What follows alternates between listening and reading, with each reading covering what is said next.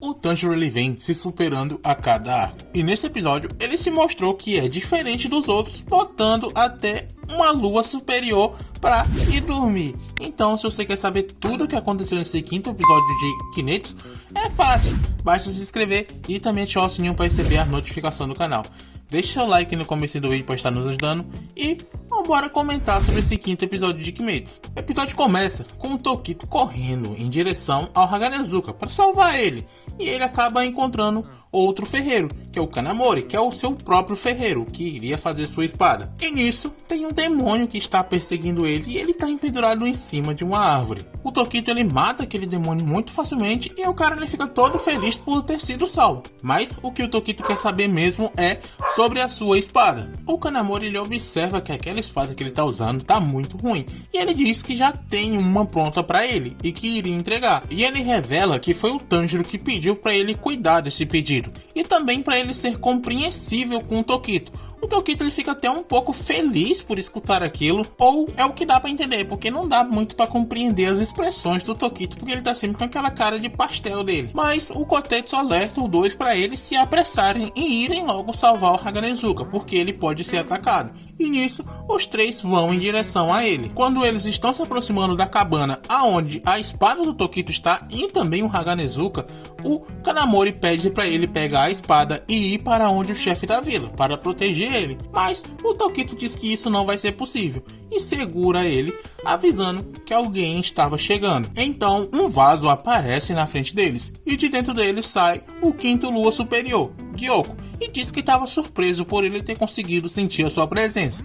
Então ele só pode ser um Hashira. E se colocando na frente entre eles e a cabana, o Gyoko pergunta o que tem tão de importante lá para ele se importar tanto assim em querer ir para lá. Já na Vila dos Ferreiros, os demônios peixes estão fazendo a festa, atacando todo mundo, e os ferreiros não têm a menor chance de fazer algo contra eles. Então, no maior sufoco, a Mitsuri aparece e consegue derrotar um desses Oni, e ela pede desculpa pela demora, mas agora ela vai cuidar de tudo. Então, todos os demônios que estavam na sua frente são derrotados com extrema facilidade. E isso impressiona todos aqueles ferreiros que ainda estavam vivos, e eles vão e pedem para ela cuidar do chefe da vila. Mas a mansão do chefe da vila está sendo atacada por um dos demônios. Mas esse é muito diferente dos outros, porque ele é muito maior e tem 4 jarros em cima dele. E ele também está segurando o chefe da vila e está esmagando ele com uma das suas mãos. E todos os guardas que estavam ali, que são parte dos caçadores, eles já estavam mortos. Ali tem apenas um ferreiro tentando fazer alguma coisa, mas ele não consegue, ele não tem força o suficiente. Mas a Mitsuri acaba aparecendo ali, e o que chama a atenção com essa chegada dela é a sua espada, que mais se assemelha a um chicote do que uma espada em si. E segundo aquele ferreiro que estava tentando lutar, aquela espada ela tem um mistério muito grande por trás dela, ao ponto de que acreditarem que foi o próprio chefe da vila quem fez ela. Então a Mitsuri ela se prepara para atacar com a sua respiração do amor. Primeira forma, arrepio de um primeiro amor. E ela não corta não, ela estraçalha aquele demônio com esse simples movimento, derrotando ele com extrema facilidade. E antes do velho cair no chão, ela vai e segura ele. Assim, a gente descobre que aquele velho que é o chefe da vila é só mais um velhinho tarado qualquer. Mas, pelo menos agora, eles dois estão salvos. Depois disso, é mostrado a Nezuko tentando fugir com o Tanjiro, que estava desacordado. Mas os dois são acertados por um ataque de raio daquele Oni. Assim, a Nezuko acaba apagando e o Tanjiro é que pega ela e tenta fugir. Mas os Oni, eles estão atrás dos dois, tentando acertar eles ao tempo todo atacando. Enquanto tá fugindo, o Tanjiro ele fica pensando como que ele pode causar um grande dano no inimigo, sendo um ataque que eles não possam se recuperar logo em seguida. Mas ele acaba sendo atingido por uma rajada de vento que acaba destruindo todas aquelas casas que estavam em volta. Os dois são arremessados para muito longe e a Nezuko acaba ficando presa embaixo de todos aqueles destroços. Mas ela está segurando aquela espada do Tanjiro pela lâmina da espada. E ela está fazendo tanta força, segurando aquela espada com tanta força, que suas mãos estão sangrando, deixando toda aquela lâmina coberta com o seu sangue. E enquanto ela faz isso, os Onis estão se aproximando deles. Já com o Tokito, o Gyoko se apresenta para eles, porque antes de matá-lo, ele quer apresentar sua obra de arte. O Tokito não faz a menor ideia do que ele está falando. Então, o Gyoko ele vai mostrar. Ele cria um dos seus jarros e de dentro dele sai vários corpos de ferreiro totalmente destruído. E o Gyoko ele fica se vangloriando de toda aquela atrocidade que tem ali. Porque aqueles ferreiros, mesmo não estando naquele estado, eles ainda estavam vivos.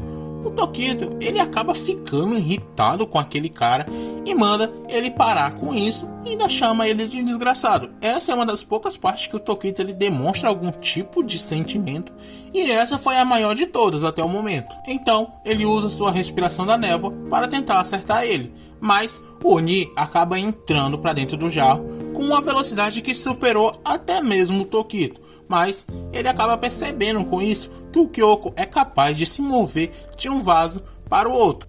E agora o Gyoko ele está totalmente furioso porque o Tokito estava destruindo a sua obra de arte. O Tokito não entende como que ele faz para surgir todos aqueles vasos. Mas se o Oni está fugindo, quer dizer que se cortar a cabeça dele, ele vai morrer.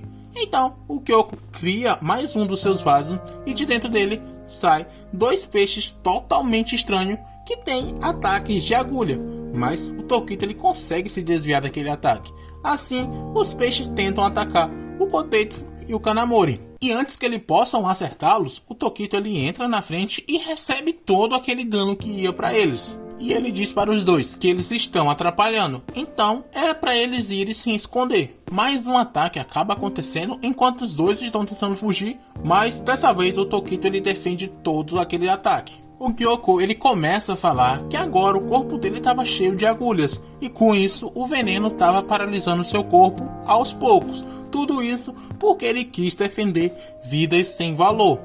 O Tokito ele começa a se lembrar de alguém que já havia dito essas mesmas palavras para ele, mas ele não sabe quem é essa pessoa. O Gyoko acaba atraindo ele de todo esse pensamento que ele estava tendo, mas rapidamente o Tokito ele se aproxima, chega na frente dele e consegue cortar o seu pescoço. Mas antes que ele possa cortar a cabeça toda fora, o Gyoko ele cria um novo vaso que gera uma onda de água que pega o Tokito, e aquele era o seu Kekijutsu, vaso da prisão de água.